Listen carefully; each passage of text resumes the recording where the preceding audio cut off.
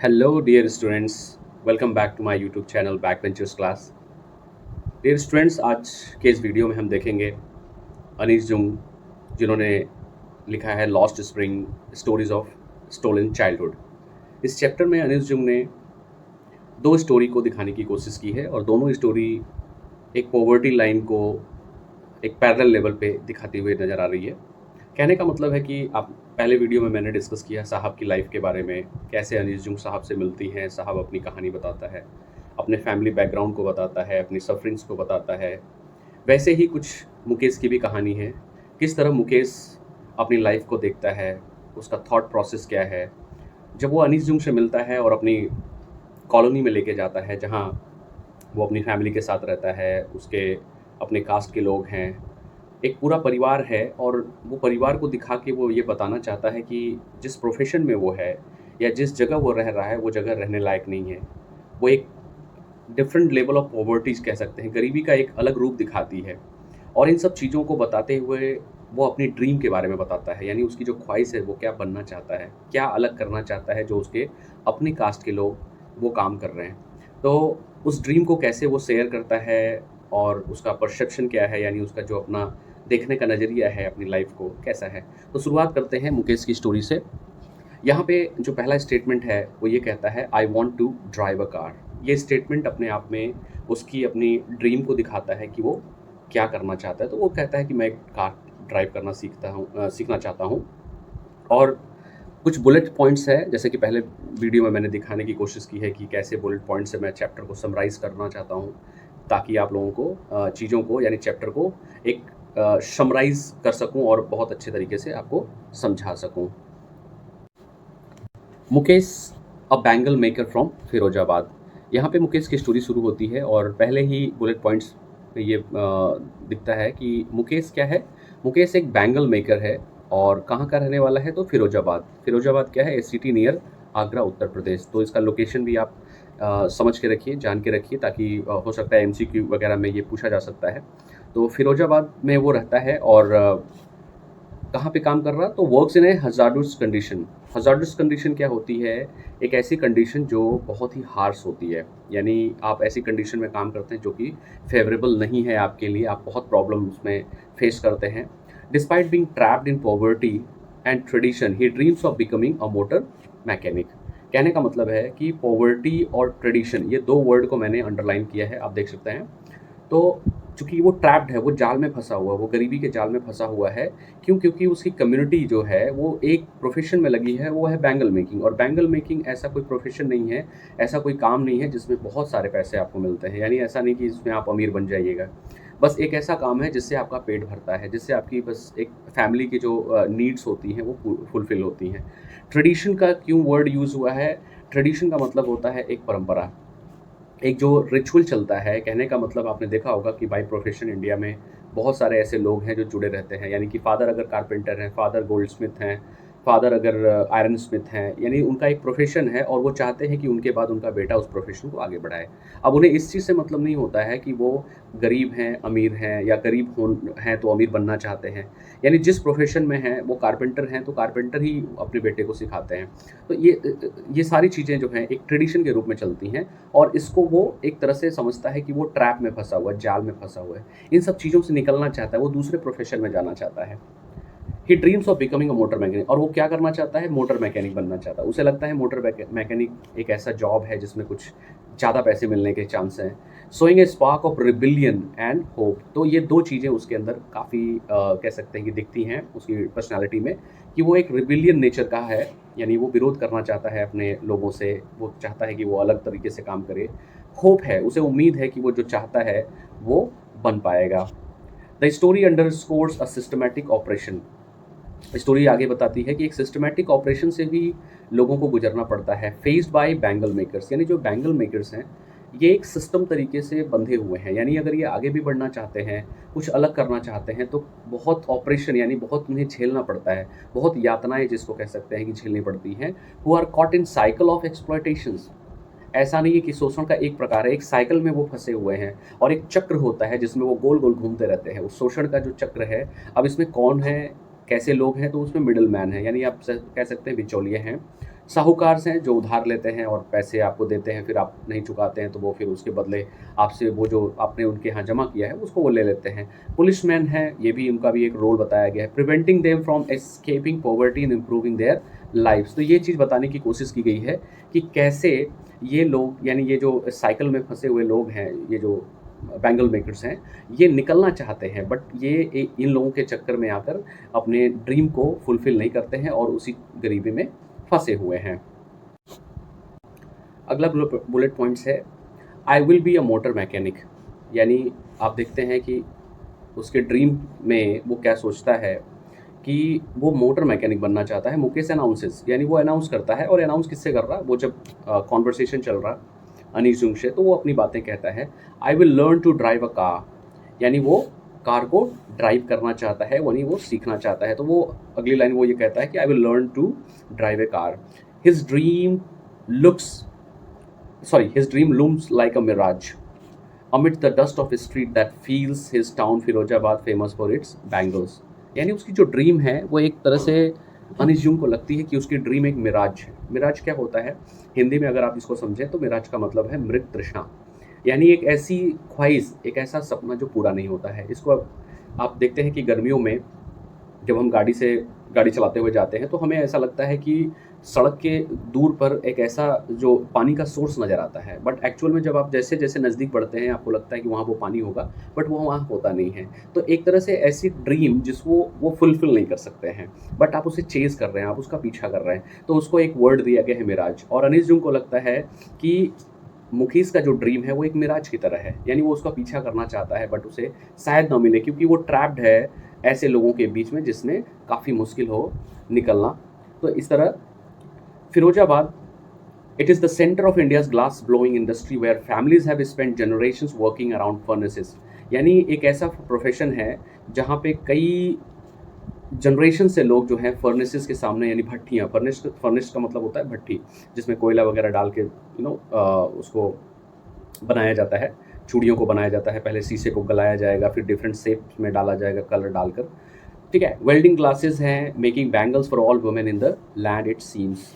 यानी कि ऐसा लगता है कि फिरोजाबाद का जो एरिया है वहाँ रहने वाले हर बच्चे, हर औरत, हर बूढ़े आदमी, यानी जवान से लेकर बूढ़े सारे लोग उसी प्रोफेशन में लगे हुए हैं, यानी कोई भी इसके अलावा और कोई काम नहीं करता है। तो इस तरह का यहाँ का सिनेरियो है। It is illegal. The Child Labor Prohibition and Regulation Act of 1986, children under 14 years old are prohibited from working in certain hazardous occupation।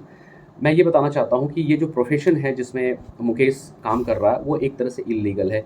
Illegal क्यों है, आप इसको ऐसे समझिए, क्योंकि यहाँ पे जो 14 साल से कम उम्र के बच्चों को इंडियन कॉन्स्टिट्यूशन के अकॉर्डिंग जो है काम कराना प्रोहिबिटेड है, वो इलीगल है।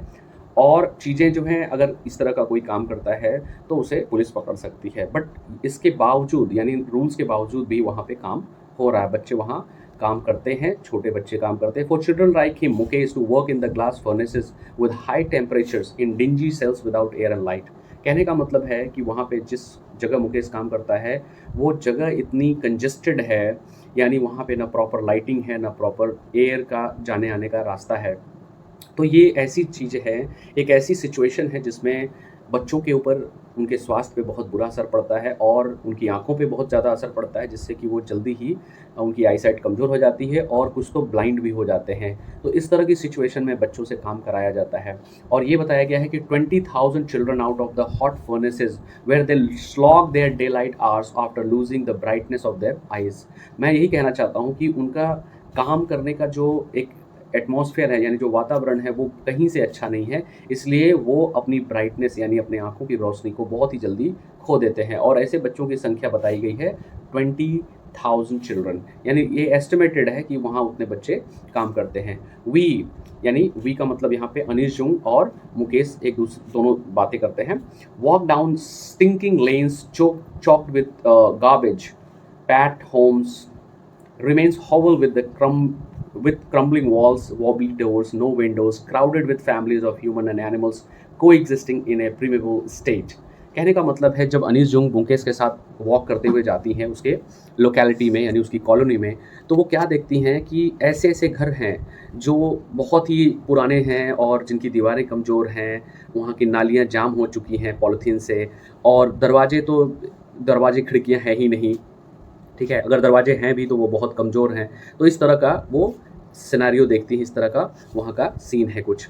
अ frail woman young woman is cooking the evening meal for the whole family. She is the wife of Mukesh's elder brother.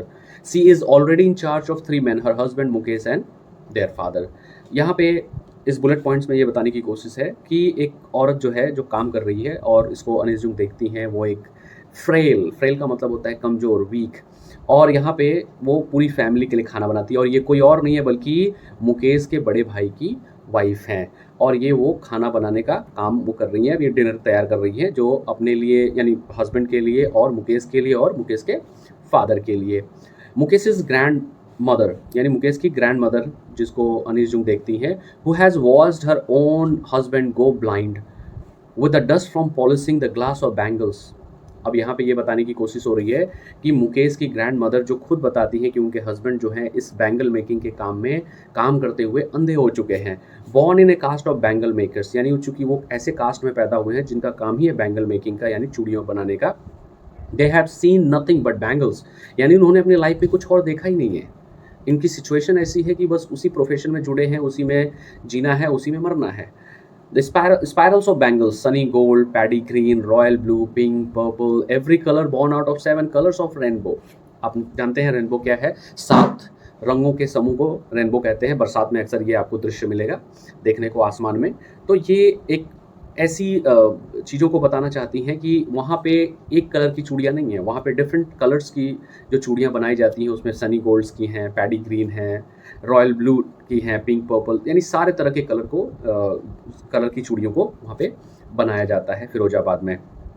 Lines of flickering oil lamps sit boys and girls with their father and mothers, welding pieces of colored glass into circles of bangles. अब यहाँ पे जब अनीस जंग देखती हैं उसकी locality में कि कैसे फ्लिकरिंग ऑयल लैम्प्स हैं, लैम्प्स जल रहे हैं मतलब रात के समय भी काम हो रहा है और हवाएं चलती हैं तो कैसे वो फ्लिकरिंग करते हैं। वहाँ पे वो देखती हैं कि एक बच्चा और एक लड़का और एक लड़की बैठे हैं अपने फादर के साथ, वहाँ पे वो coloured glass into circle of bangles, वहाँ पे वो बैठ के बैंगल्स को बना रहे हैं। That is why they often end up losing their eyesight before they become adults. और यही कारण है कि जब वो बड़े होते हैं यानी बचपन से ही उन्हें काम में लगाया जाता है 8 साल 9 साल 10 साल की उम्र से, और बड़े होते होते उनकी आई साइट इतनी कमज़ोर हो जाती है और कि वो अंधे हो जाते हैं। यहाँ पे Savita, a young girl in a drab pink dress, Savita नाम की एक लड़की है जो कि पिंक ड्रेस में है, sits alongside an elderly woman soldering piece of glass, वहाँ पे वो काम कर रही है यानी ये भी बैंगल मेकिंग का काम कर रही है। अब यहाँ पे बताया गया है बैंगल यानी जो चूड़ियाँ हैं वो क्या है और किस चीज़ का सिंबल है। तो बैंगल्स जो हैं सिम्बोलाइजेज एन इंडियन वुमेन सुहाग ऑस्पिशियस इन मैरिज। आप जानते हैं कि इंडियन कल्चर हमारे ट्रेडिशन में बैंगल्स का कितना इंपॉर्टेंस है। एक तरह से औरतों के सुहाग के रूप में देखा जाता है, ऑस्पिशियस इन मैरिज, और ऐसा हो ही नहीं सकता है कि मैरिज में इसको कोई ना पहने। तो सब तरह से अगर देखा जाए तो ये एक तरह से एक पवित्र चीज़ है हमारी सोसाइटी के लिए। और यहाँ पे कुछ एक डायलॉग है कि एक वक्त शेर भर खाना भी नहीं खाया, a old woman says to Anees जंग।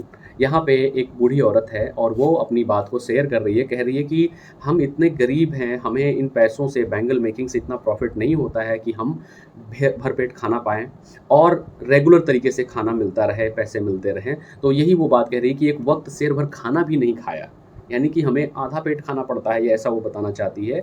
Years of mind numbing toil have killed all initiative and ability to dream, यानी ये ऐसा काम है, इतना थकाऊ काम है, इतना परेशान भरा काम है कि अगर कोई ड्रीम भी देखना चाहता है ना, कुछ बड़े सपने देखना चाहता है, अमीर बनना चाहता है, तो वो बन नहीं सकता है क्योंकि ये फंसे हुए हैं उस काम को छोड़ के, इन्हें कुछ आता ही नहीं है। अगर कुछ बनना भी चाहते हैं तो वहाँ के लोग जो उन्हें वापस बुला लाते हैं और वो काम उन्हें मजबूरी में करना पड़ता है।